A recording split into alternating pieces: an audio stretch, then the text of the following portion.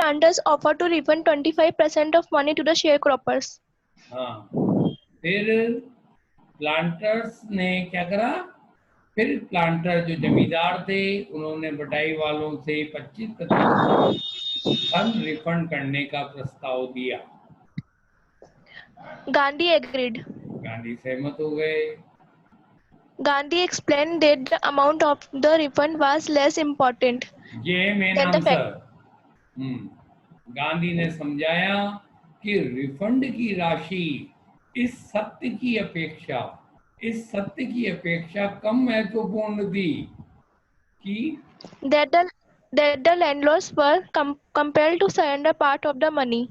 कि जमींदार धन का एक हिस्सा देने के लिए विवश थे And with it part of indigo their prestige. और उसके साथ ही नील का भी भाग और उनकी इज्जत भी। ये वाली लाइन हटा दो यार। And with it a part of Indigo यार, सरेंडर अ पार्ट कर दो। चलिए। Gandhi was involved in a conflict of duties. Very What did he important. decide in the end and why? Gandhi conflict of duties में शामिल थे, तो गांधी ने अंत में क्या निर्णय लिया और क्यों लिया? Gandhi was involved in a conflict of duties. Gandhi conflict of duties में शामिल थे। On the other hand, रुक जाओ, ऑन द वन हैंड कर दो इसे। On the one hand he did not give up the cause of the poor peasant of Champaran. हाँ, For whom? एक तरफ तो उन्होंने गरीब कृषकों के हित को नहीं त्यागा, चंपारण के गरीब कृषकों के हित को नहीं त्यागा, गिव अप, त्यागना। फोरम, जिसके लिए he had come there। Therefore, he रुक heard the जाओ, voice ये of लाइन ऐड करें या दूसरा आंसर है? On the other hand, he helped the authorities to regulate the crowd।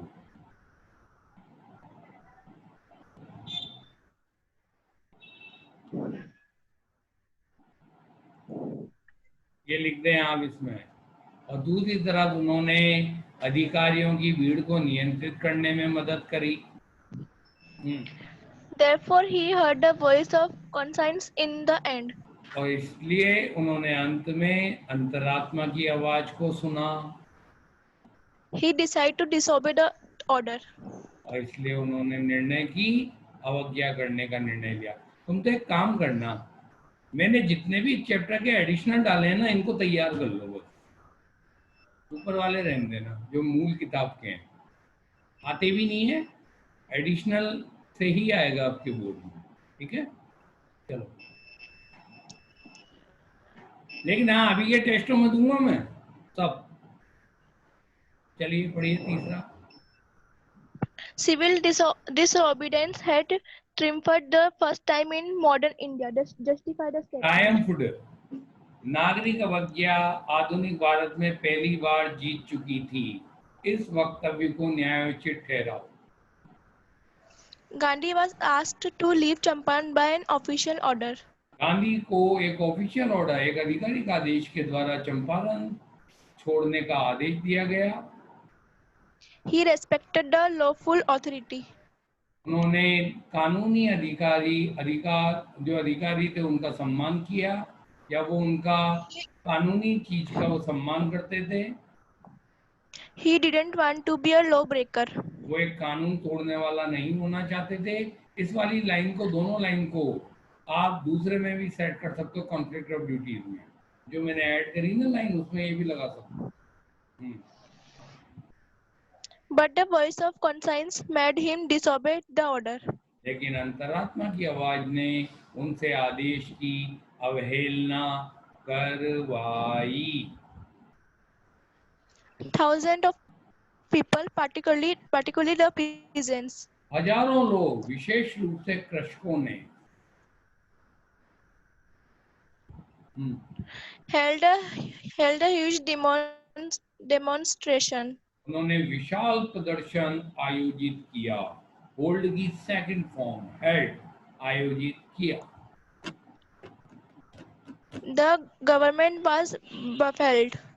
सरकार व्याकुल हो गई। The official felt helpless. अधिकारियों ने असहाय महसूस किया। Gandhi was released without bail. Gandhi को बिना जमानत के छोड़ दिया गया। So civil disobedience had triumphed for the first time in modern India. Triumphed, इस प्रकार नागरिक अवज्ञा आधुनिक भारत में पहली बार सफलता प्राप्त कर चुकी थी। How did Gandhi teach us a lesson in self-reliance? Why Gandhi did ने he किस oppose talking गांधी ने किस help from प्रकार CM advice? आत्मनिर्भरता में एक सबक हमें सिखाया और उन्होंने सीएफ एंड्रूज से मदद मांगने का विरोध क्यों किया?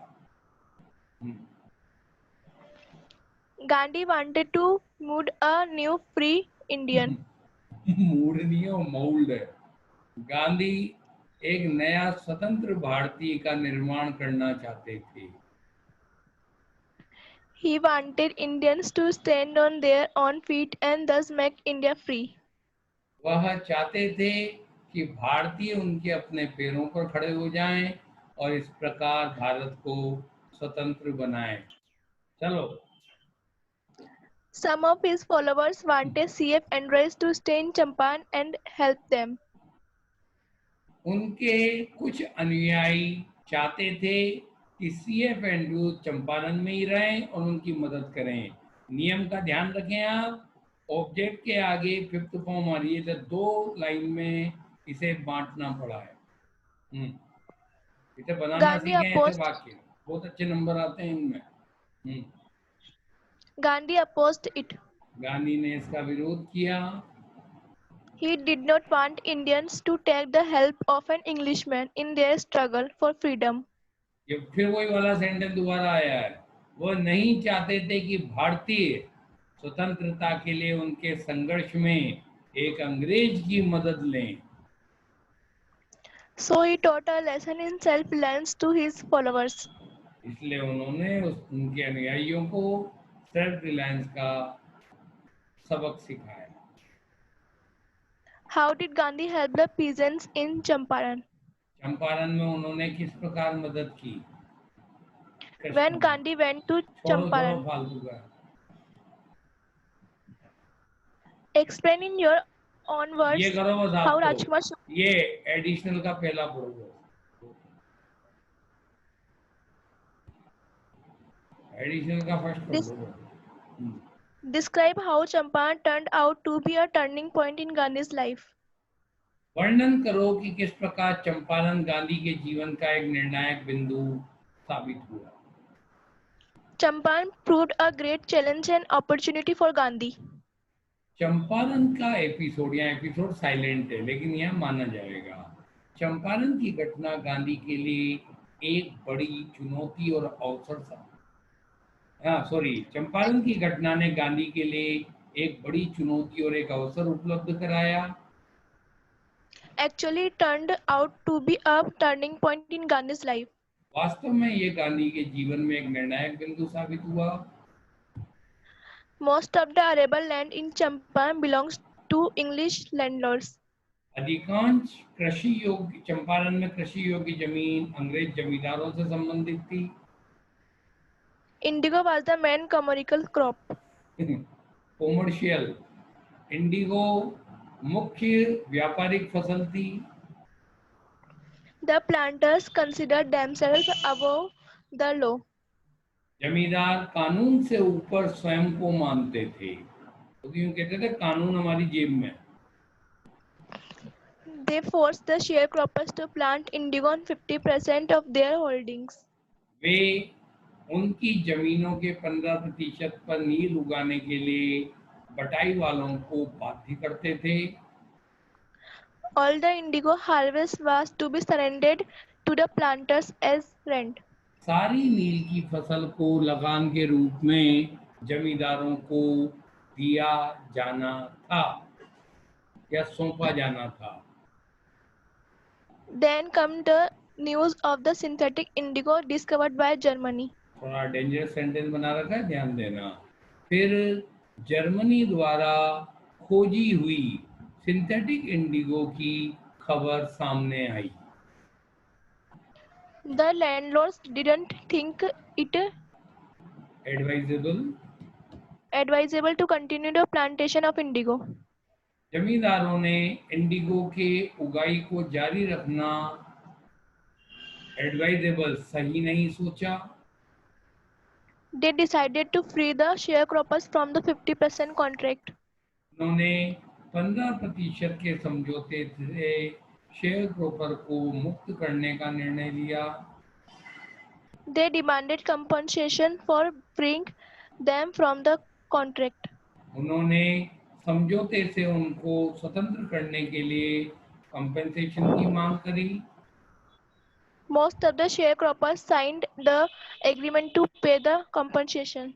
अधिकांश बटाई वालों ने कंपेंसेशन देने के लिए समझौते पर हस्ताक्षर कर लिए। But later on they realized their mistake. लेकिन बाद में उन्होंने उनकी गलती को महसूस कर लिया। They saw through the process ये क्या है? Fraud and demanded their money back. कृषकों ने उनकी धोखाधड़ी को समझ लिया। सॉ थ्रू, फ्रेजल वर्ब, समझ लिया, अंडरस्टूड। उन्होंने उन धोखाधड़ी को समझ लिया और उनका दोबारा धन की वापसी की मांग करने लगे। The success of Champaran was a success of civil disobedience in India. Champaran की सफलता भारत में नागरिक अवज्ञा की सफलता थी। Champaran didn't begin as an act of defiance. Champaran आंदोलन एक अवज्ञा के कार्य के रूप में शुरू नहीं हुआ।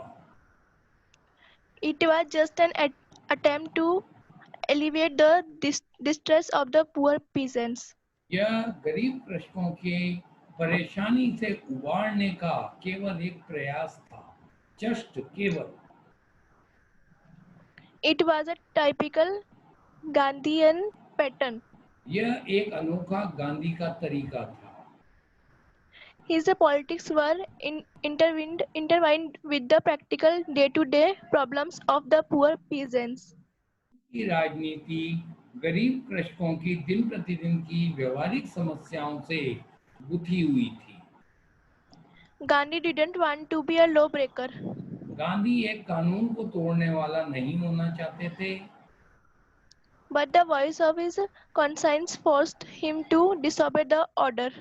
लेकिन उनकी अंतरात्मा की आवाज ने आदेश की अवज्ञा करने के लिए उन्हें बाध्य किया। Gandhi proved that, गांधी ने साबित किया, however stronger British might be, चाहे they कितने could भी be challenged. अंग्रेज चाहे कितने भी मजबूत हो जाएं, उन्हें चुनौती दी जा सकती।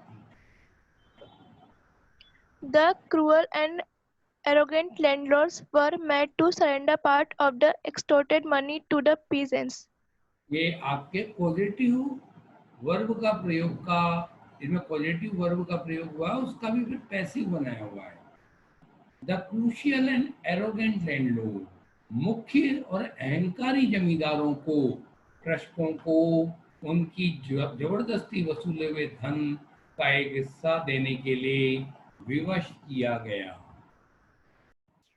पृथ्वी के एक सिरे की यात्रा, इस चैप्टर के अंदर आपके ये बताया हुआ है, राइटर ने तिशानी दोषी है इस राइटर, इसके राइटर का नाम।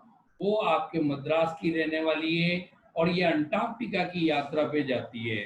तो एक इसमें अंटार्कटिका के बारे में बताती है कि किस प्रकार हमारे वर्तमान दुनिया में क्लोरोफ्लोरोकार्बन CFC भयंकर तेज गति से डिस्चार्ज हो रहा है, जिससे हमारी ओजोन को खतरा पैदा हो रहा है।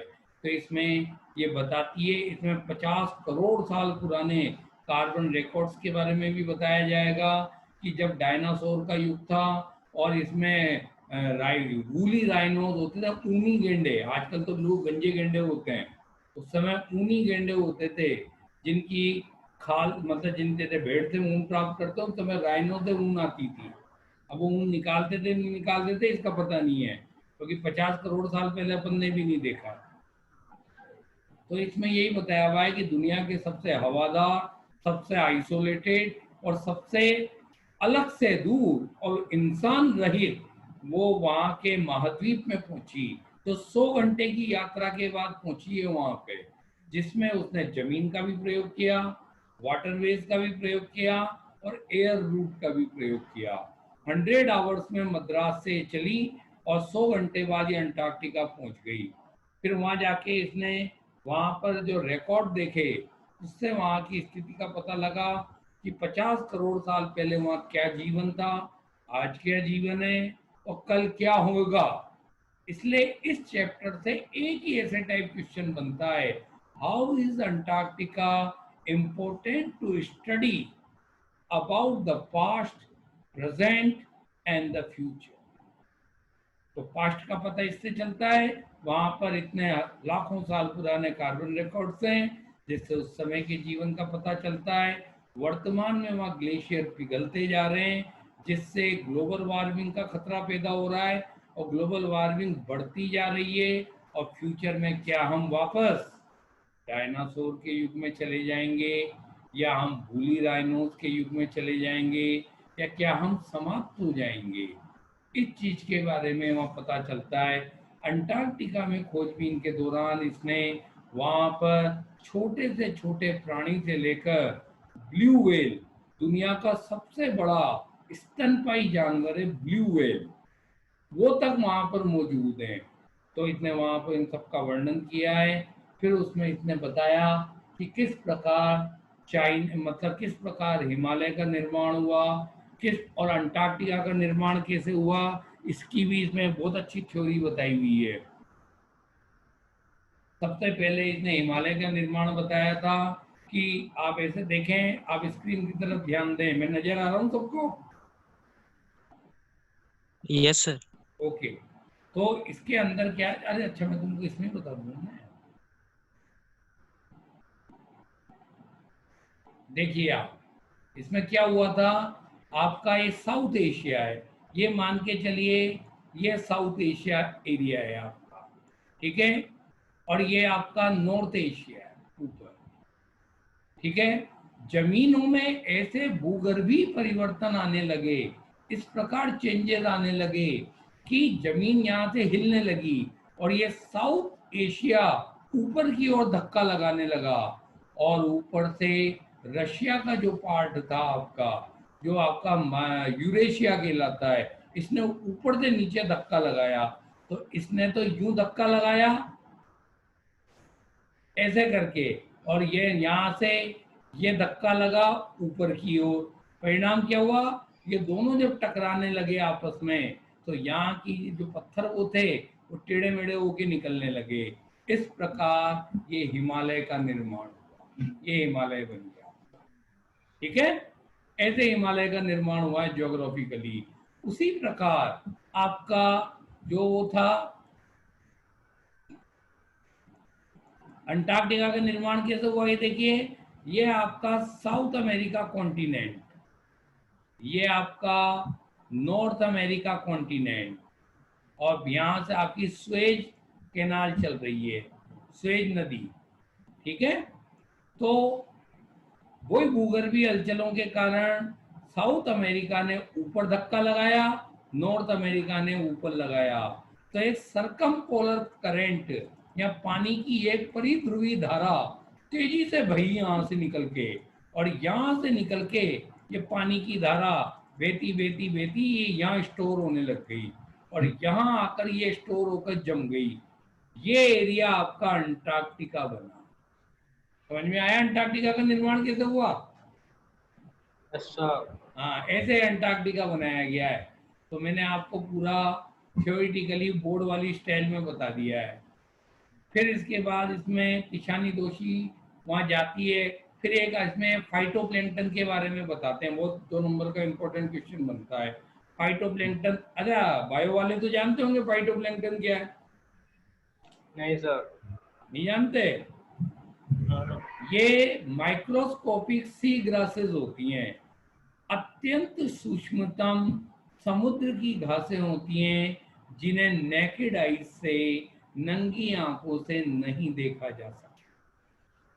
तो इसमें बताया गया है चूंकि अंटार्कटिका में ओजोन परत को लगातार सीएफसी के डिस्चार्ज होने के कारण ओजोन परत वहां की 40% डिस्ट्रॉय हो चुकी है, तो सूरज की, जो सन की अल्ट्रावायलेट रेज हैं, जो पराबैंगनी किरणें हैं, वो डायरेक्ट वहां पड़ रही हैं। परिणाम स्वरूप वो फाइटोप्लैंक्टन नाम की जो माइक्रोस्कोपिक ग्रासेस हैं वो नष्ट होती जा रही हैं।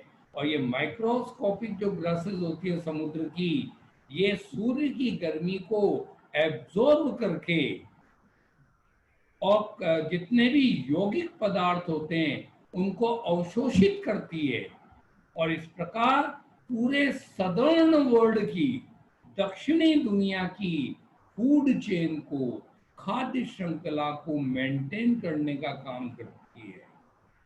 उसी फाइटोप्लैंक्टन को छोटी मछलियां खाते हैं, छोटी मछलियों को बड़ी मछलियां खाती हैं, और जीव खाते हैं, फिर उनको इंसान खाता है, और फिर इस प्रकार ये पूरा का पूरा फूड चेन का चक्र चलता है। अगर ये फाइटोप्लैंक्टन खत्म हो गया आपके सीएफसी, ये ओजोन में छेद के कारण, तो आप सोचो जनजीवन कितना अस्त व्यस्त हो जाएगा।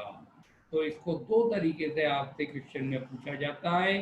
Right the parable of phytoplankton, phytoplankton की नीति कथा लिखिए, या आपका एक लाइन किताब की आती है, जैसे आपकी लॉस स्प्रिंग में बताई थी कि Seemapuri is on the periphery of Delhi, yet miles away from it metaphorically। वही लाइन इसमें भी आती है, take care of small thing, the big things will fall into place. Fall into place term है यहाँ पे, स्वतः ही ठीक हो जाएंगी। तो आप छोटी छोटी चीजों की देखभाल करें, बड़ी चीजें अपने आप ठीक हो जाएंगी। Make the one angle of cube right, the others will be all right। हाँ, But वहाँ that's वही my वाली ideal बात life। है, वही वाली बात है। तो इसमें ये बताया हुआ है, फिर तिशानी दोषी वहाँ अंटार्कटिका पहुँचती है, फिर वो एक अंटार्कटिका के वहाँ उनका जहाज अटक जाता है, पत्थर की शिला सामने आ जाती है। परिणाम स्वरूप जब वो शिला सामने आ गई तो कैप्टन ने कहा यहीं उतर जाओ। सबने अपने अपने गैंग प्लैंक उतारे, गैंग प्लैंक वो लकड़ी के तख्ते जिससे डूबे नहीं, और फिर वो वहाँ पर चलने लगे। तो कहते हैं कि अंटार्कटिका में तो चलना बिल्कुल ऐसा ही है मानो एक पिंग पोंग बॉल के ऊपर खड़े होकर चलना। पिंग पोंग बॉल होती है बड़ी टेनिस की बॉल। अब आपको टेनिस की गेंद बिल्कुल चिकनी होती है, अब मान के चलो आपको एक विशाल टेनिस की गेंद बिल्कुल गोल मटोल गेंद पर खड़ा कर दिया जाए चिकनी, तो आप खड़े हो सकते हो क्या गेंद पे? गेंद लुढ़क जाएगी, आपके हाथ पैर टूट जाएंगे, हांडा फट जाएगा आपका पूरा 1 सेकंड के अंदर। तो क्या होएगा वहां? तो अंटार्कटिका में पैदल चलना बिल्कुल पिंग पोंग बॉल पर चलने जैसा होता है, क्योंकि बर्फ भी बहुत चिकनी होती है। अब ये गैंग प्लैंक की सहायता से जब वहां उतरे तो वहां पर इन्होंने देखा कि वो बर्फ की 80 मीटर मोटी परत पे खड़े थे। कितनी मोटी? 8 मीटर, 8 मीटर, 8 मीटर मोटी परत पे खड़े थे, और उसके 180 मीटर नीचे जीता जागता जीवन था। तो प्रकृति का ये चमत्कार कितना जबरदस्त है। अंटार्कटिका में आप बर्फ पर खड़े हो तो आप ये मत सोचना कि आपके नीचे जीवन नहीं है। आपसे 180 मीटर नीचे कोटा में भी जीवन है, ध्यान रखना, जिसे पाताल कहा जाता है। कभी आप पूछना, तहकीकात करना, आज हम ऐसे हैं, लेकिन अगर हमारे से तकरीबन यहाँ से 200, 250 या 500, 1000 मीटर नीचे देखेंगे तो वापस से आपको सजीव प्राणी नजर आने लग जाएंगे नीचे। पाताल आज भी विद्यमान है, ध्यान रहे।